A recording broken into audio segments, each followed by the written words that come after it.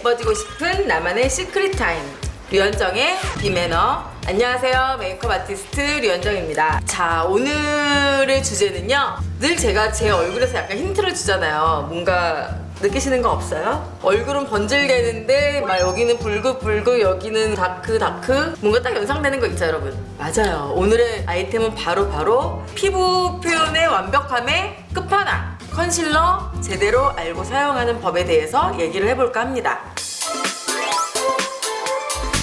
과연 나한테 맞는 컨실러는 어떤 것인지 고르는 방법부터 알려드릴 건데, 눈 밑에 다크서클 같은 경우에는요, 가장 묽은 타입이 제일 좋아요. 왜냐하면은 이 피부 자체가 눈 아래는 섬세한 부분이기 때문에 그 부분을 그냥 두껍고 좀 이렇게 뻑뻑한 제형으로 쓰게 되면은 나중에 주름도 너무너무 많이 끼고요. 그런 경우에는 이제 이런 류의 아이들을 추천합니다. 뾰루지나 여드름의 성격은 약간 이렇게 튀어나와 있어요. 그런 경우에는 이렇게 크림 타입으로 되어 있는 것을 브러쉬를 사용을 해갖고 꾹꾹 눌러주거나 스틱 타입 컨실러로 해서 톡톡톡 두들겨갖고 커버를 해주시면 좋고요. 기미라든지 지금 이렇게 까맣게 올라오는 그런 잡티 같은 경우에는 이렇게 스틱 봉이 달려있어가지고 좀 넓은 부위에 쓱쓱 펴바르기 좋거든요. 그래서 그런 부분에는 약간 이런 타입의 컨실러, 또는 이렇게 튜브에 들어있어갖고 이렇게 짜가지고 브러쉬로 펴바를 수 있는 이런 타입의 컨실러들을 추천해드리고 싶네요. 그럼 일단 본격적으로 제 얼굴에 컨실러를 시작해보도록 하겠습니다. 자, 이제 제 얼굴에 컨실러랑 파데 써가지고 이제 베이스를 할 건데, 저도 그게 고민이었어요. 컨실러를 쓰고 그 위에다가 파운데이션을 바르는 걸로 저는 선생님한테 배웠는데, 그렇게 했더니 좀 밀리는 경우도 있고 커버가 안 되는 경우도 있고 어색하기도 하고 좀 그래가지고, 그 다음에 제가 방법을 바꿔봤던 게 파운데이션을 바르고 그 위에다가 컨실러를 이렇게 입히는 경우였거든요. 그렇게 하면은 이제 커버력은 되게 좋은데 일상생활에 있어서는 좀 더 어색하지 않을까 해서 오늘 저는 반반, 한쪽 얼굴에는 컨실러를 먼저 하고 나중에 파데를 덮어 씌울 거고, 한쪽은 파데 먼저 바르고 그 위에다가 컨실러를 해서 과연 이 양쪽의 차이점은 무엇인가를 한번 해볼게요. 먼저 일단 오른쪽은 컨실러 먼저. 눈 밑에 다크서클과 넓게 잡티가 이렇게 자리를 하고 있어요. 그래서 일단 눈 밑에 먼저 다크서클 커버를 할 거고요. 아, 그리고 다크서클 커버할 때 되게 중요한 거를 알려드릴게요. 다크서클이 없는 그 아래 부분까지도 펴발라 주셔야지 그게 어색하지가 않아요. 그리고 그럴 때 쓰는 브러쉬는 이렇게 되게 납작한 이런 브러쉬로 넓고 얇게 바르시는 것이 포인트예요. 그 다음에 이제 이 제 오른쪽 뺨 쪽에 있는 잡티들을 커버를 할 차례인데, 크리미한 이 컨실러를 사용을 해갖고 커버를 하겠습니다. 얼굴에다가 이렇게 찍어주신 다음에 그냥 손으로 톡톡톡톡 두들겨가지고 밀착을 시켜주세요.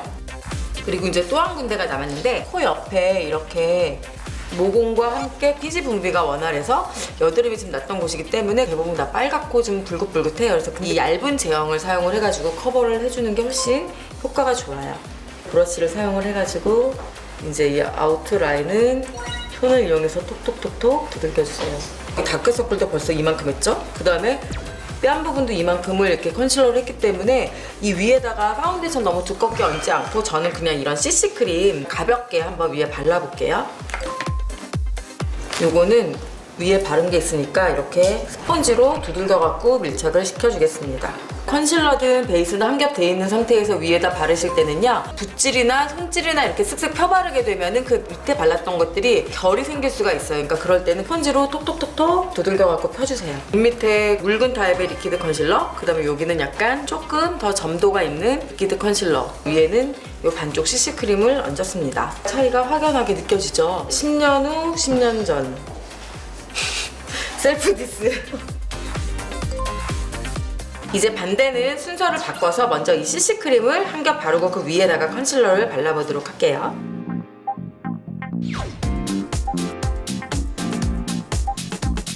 자, 이렇게 해서 CC크림을 한 겹을 발랐습니다. 아까 제가 짜놓은 수분감이 많은 리퀴드 타입 컨실러를 사용을 해서 이번에도 눈 아래에 커버를 할 건데, 이렇게 커버를 하신 다음에는 스펀지로 톡톡톡 두들겨가지고 이렇게 밀착을 시켜주세요. 그 다음에 이제 이쪽에 제 있는 잡티 부분을 커버를 한번 해볼게요.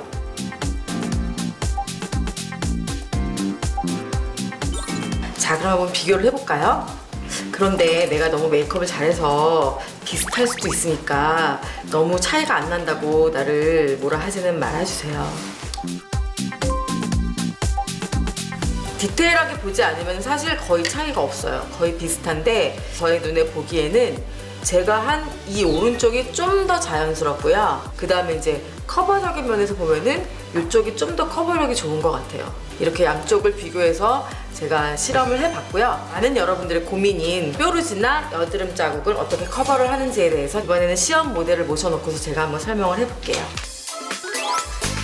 여드름이나 뾰루지 커버할 때 가장 좋은 거는 이런 크림 타입이에요. 크림 타입 컨실러를 이런 브러쉬에 묻히셔가지고 그냥 꾹꾹 눌러갖고 커버를 해주는 게 가장 커버력이 좋더라고요. 이렇게 두들기는 방법.